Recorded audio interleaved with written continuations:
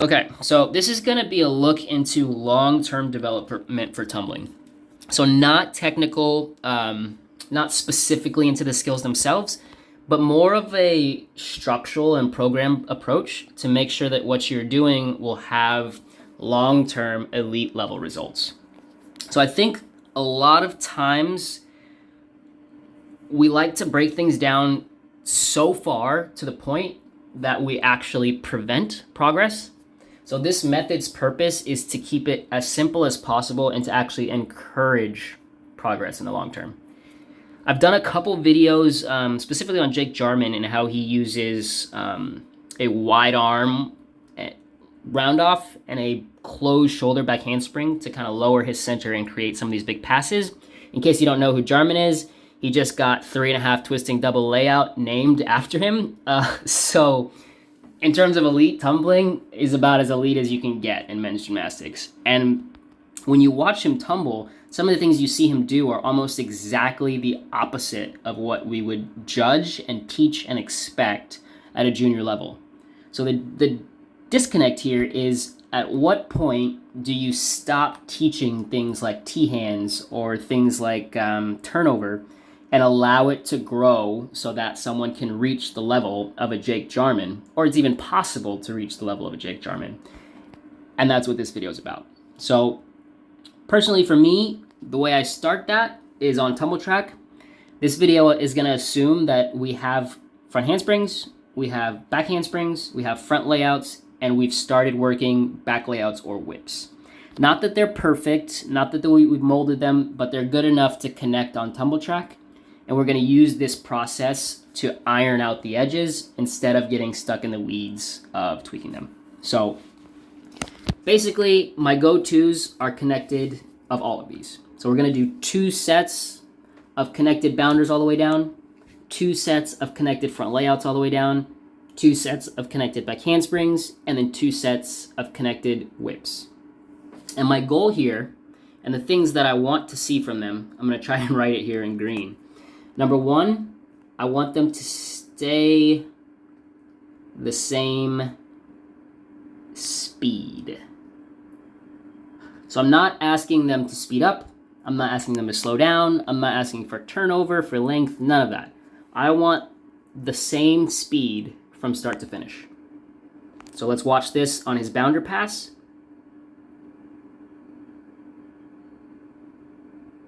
Pretty nice. One more time. Not bad. So, why same speed? Because if you take this over to back handsprings, right, you usually hear things like you want them to speed up, or you want the back handsprings to get longer, or you want more turnover, all of these other things. So why specifically the same speed? The reason is we're looking for mastery. So when you're talking about long-term development, you want the athlete to have as many tools as possible.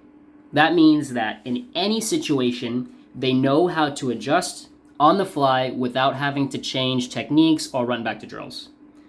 So this pass is actually a perfect example of it. I didn't tell him to try this, but he did it. So we can watch this first front handspring, and you can see right here, he's a little bit off. So normally he would have nice straight legs all the way to the ground, but you can see him tuck his knees underneath him right there. He's under-rotated.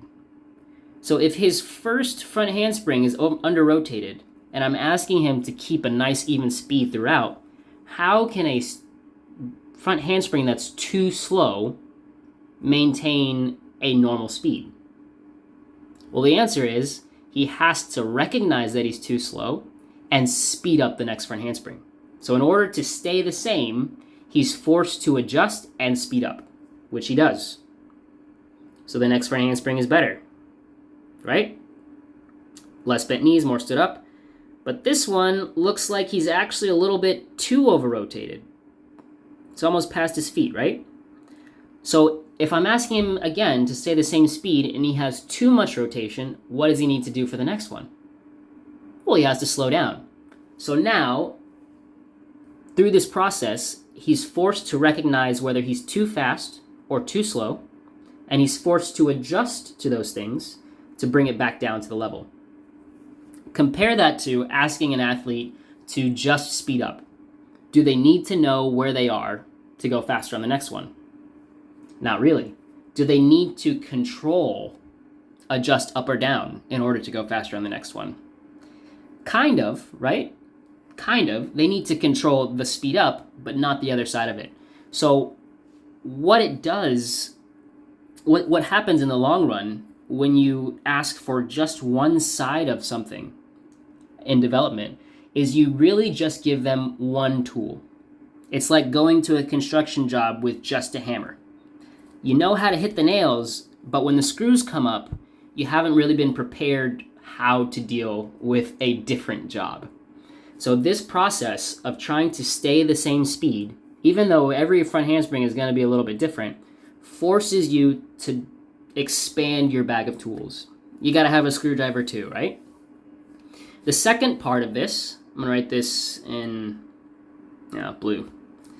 Not that you can read it anyway, but blue, is I want a rebound stick at the end. And when I say this, I don't want them to slow down so they can rebound and stick. I want them to continue on that same speed, do a big rebound, and then see if they can stick after it. Now, the logic behind this one is, I think, pretty intuitive in every sport except gymnastics. For the most part, we're thinking if my athlete can over-rotate, they're prepared for the next skill. But bring it back to that same logic, right? We want them to have mastery, control of both sides. So not just be able to over-rotate, we want them to also be able to stall out in case they need it. So they don't land on their face or they're not flying off the floor out of control. We want them, again, to have both sides. In other sports, mastery is kind of baked in. If I want to be a better putter, improve my short game on golf, all I do is aim for the hole. If I hit it too hard, it goes past the hole. I know how to adjust that. If I hit it too soft, it doesn't make it to the hole. I can see it, and I know how to adjust that. I'm getting direct feedback to tell me how to make my adjustments so I can become a master at that skill. Same thing for basketball, you're aiming at the hoop. Same thing for soccer, you're aiming at the goal. Almost every other sport has a specifically defined endpoint so that the athlete can get accurate feedback and improve their skills. In gymnastics, that's what a stick is for. If my athlete has to slow down to stick, he can feel it, something's wrong. If my athlete has to speed up to stick, he can feel it, something's wrong. He's getting constant feedback regardless of whether I'm there and watching or someone else is telling him or not. He can tell directly based on how easy it was to stick. So in this scenario, because of the adjustments he made on his front handspring, he's a little bit behind this punch.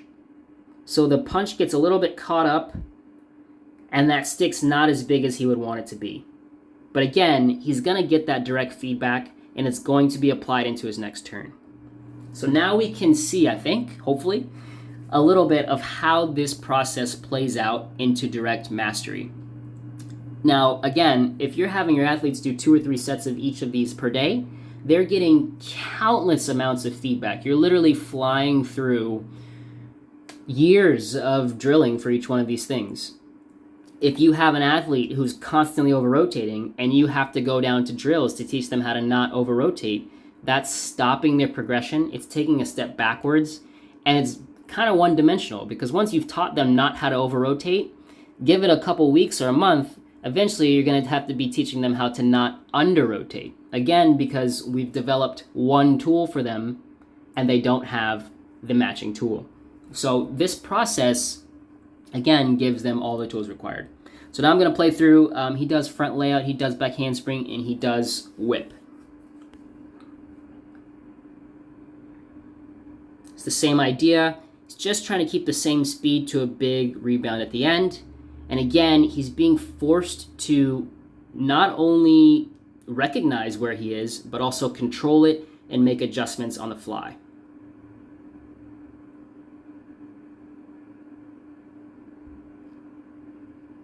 Boom. It's pretty quick. You can have a group of like a decent sized group run through 2 of each in maybe 5 to 10 minutes.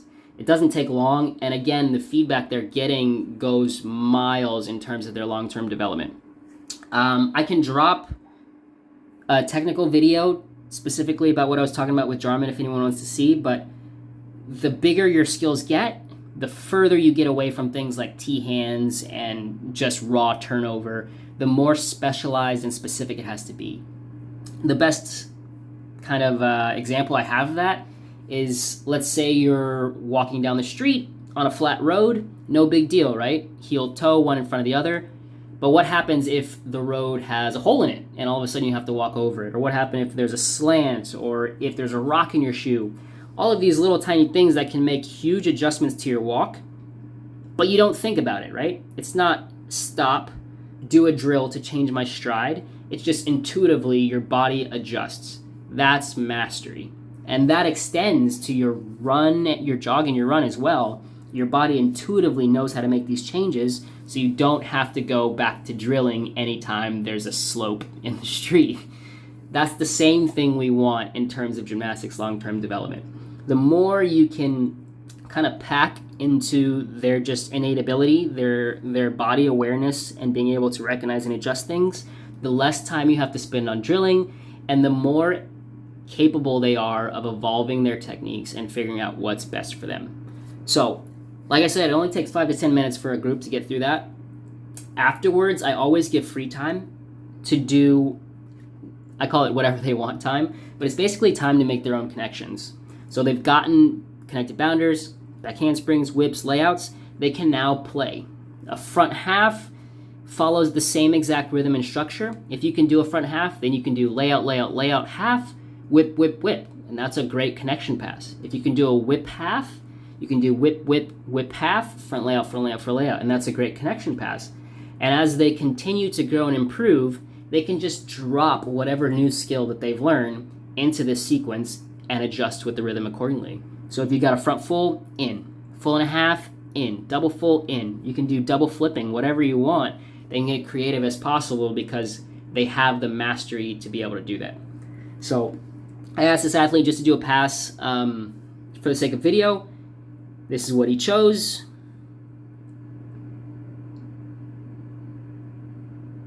Front layout, front full, double front with a nice stick at the end. And again, because of the levels of mastery and adjustment that go into this, he doesn't need the in-depth level of correction and drilling that another athlete who's progressed differently would need. He hits this front layout that he knows how to adjust. He can tell where he is, slow down or speed up as necessary. He hits the front full, the same thing, baked in. Does he need to slow down or speed up? He knows, and he can put it right where he wants it, thanks to that nice rebound stick, to set up whatever his end skill is. So hopefully that helps. If you have any more questions, feel free to ask, but this is, again, not technique, just kind of a basic process, and it can be copied across the gym. The more you can find these ways for the athletes to feel and create adjustments for themselves, the less effort and time will be needed to put in later. And they can learn how to adjust and adapt on their own for a more successful career down the line. Hope that helps.